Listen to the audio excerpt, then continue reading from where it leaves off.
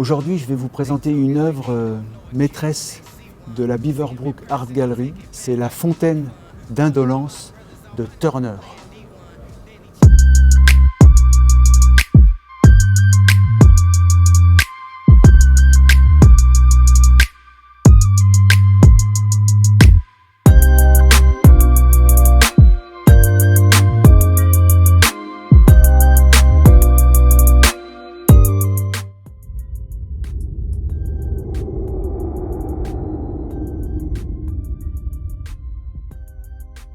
Alors là, c'est vraiment une des peintures les plus importantes du musée.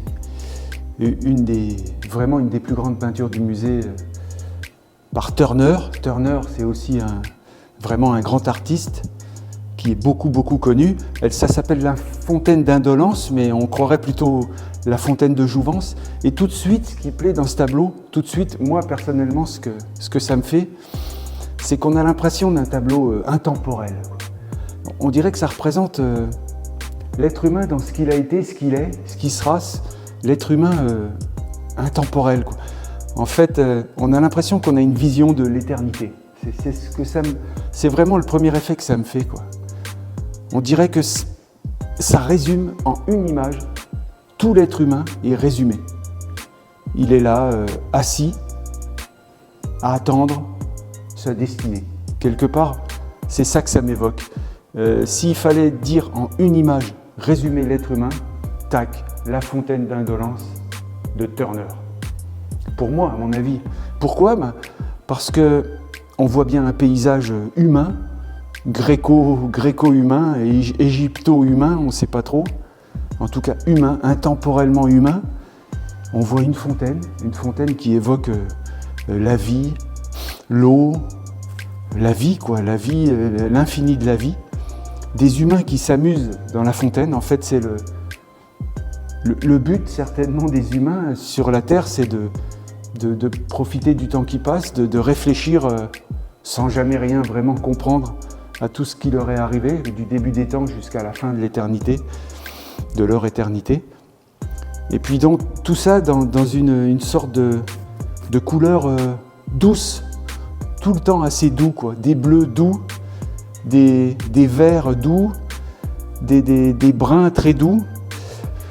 Turner est un peintre, aquarelliste et graveur britannique, né en 1775 à Londres et décédé en 1851. Initialement de la veine romantique anglaise, son travail est marqué par une recherche novatrice audacieuse, qui le fait considérer avec son contemporain John Constable comme un précurseur de l'impressionnisme. Renommé pour ses huiles, Turner est également un des plus grands maîtres anglais de paysage à l'aquarelle. Il y gagne le surnom de peintre de la lumière. Il a presque 14 ans quand il obtient son premier emploi de dessinateur chez un architecte. Il y réalise notamment des aquarelles. Il prend ensuite des cours de perspective et de topographie auprès du dessinateur en architecture Thomas Malton le Jeune. Il se passionne pour le paysage topographique qui est en vogue en Grande-Bretagne et il en fait le cœur de sa technique.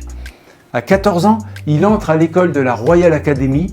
Il se démarque par la suite par sa précocité.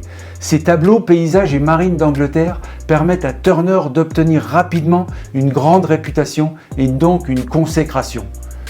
En 1802, il obtient le titre d'académicien royal et son talent lui apporte une reconnaissance. Puis des humains pas réalistes, des humains peints à la façon de Turner. C'est vrai que tout le monde a sa façon de peindre les humains, donc Turner a sa façon, Bosch avait sa façon de peindre les humains, puis l'italien Canaletto avait sa façon de peindre les humains, et lui, Turner, il a vraiment sa manière de peindre les humains. C'est pas ce qu'il a fait vraiment le plus. En fait, Turner, il a peint des choses quasiment abstraites.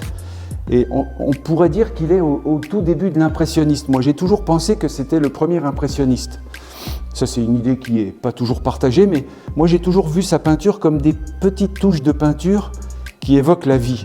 Et ça, c'est quand même un tableau assez réaliste de Turner, même très réaliste pour Turner. Ce qui est très intéressant ici à la Beaverbrook Art Gallery, c'est cette grande toile de Turner. C'est une huile sur toile d'environ 106 cm par 166 cm. Elle s'intitule La Fontaine d'Indolence. Elle a été peinte en 1834. Aucune autre œuvre ne se compare à celle-ci dans le parcours de Turner. Elle est une énigme. Le soleil et son reflet, caractéristiques de Turner, occupent une place importante dans la composition de l'œuvre. Mais c'est le motif central inusité et l'activité qui l'entoure qui monopolise notre attention. En 1834, il s'attire des éloges avec la Fontaine d'Indolence. Mais 5 ans plus tard, en 1839, la peinture toujours invendue prend le titre de la Fontaine de l'Illusion. Il l'expose une deuxième fois. Il est possible que cette peinture ait été retouchée parce qu'en y regardant bien, on voit des surimpressions de peinture. Peut-être que la Fontaine d'Indolence a été inspirée de l'écrivain écossais James Thomson. Dans son long poème, il raconte l'histoire de pèlerins qui s'arrêtent au palais du magicien Indolence, tout près d'une rivière. Les pèlerins sont ensuite emmenés dans la cour du château, où ils aperçoivent une fontaine d'un breuvage magique, utilisé par les Grecs pour faire oublier les laideurs de la vie terrestre. C'est peut-être une libre interprétation du poème. Il s'est peut-être aussi inspiré des civilisations de la Grèce et de la Rome antique en termes allégoriques, comparant les changements historiques dans l'Antiquité à l'expansion et à la chute des empires européens de leur époque. C'est ça. On voit une canne à pêche, des êtres humains peut-être qui pêchent, un reflet de soleil ici qui évoque encore le plaisir, la joie, une sorte de ville au fond, un semblant de ville, surtout cette fontaine où tous les gens s'amusent, des gens ou des anges, on ne sait pas trop, qui se reflètent dans une eau qui est un peu mordorée, comme ça, une eau un petit peu de la couleur des montagnes. Puis aussi une espèce de fontaine un peu magique. Il y a quelque chose de mystérieux dans ce tableau. C'est ici ce qu'on ne comprend pas vraiment. Ça peut exprimer la création ou on ne sait pas trop. Là, on peut imaginer tout ce qu'on veut. C'est pour ça qu'elle s'appelle la Fontaine d'Indolence.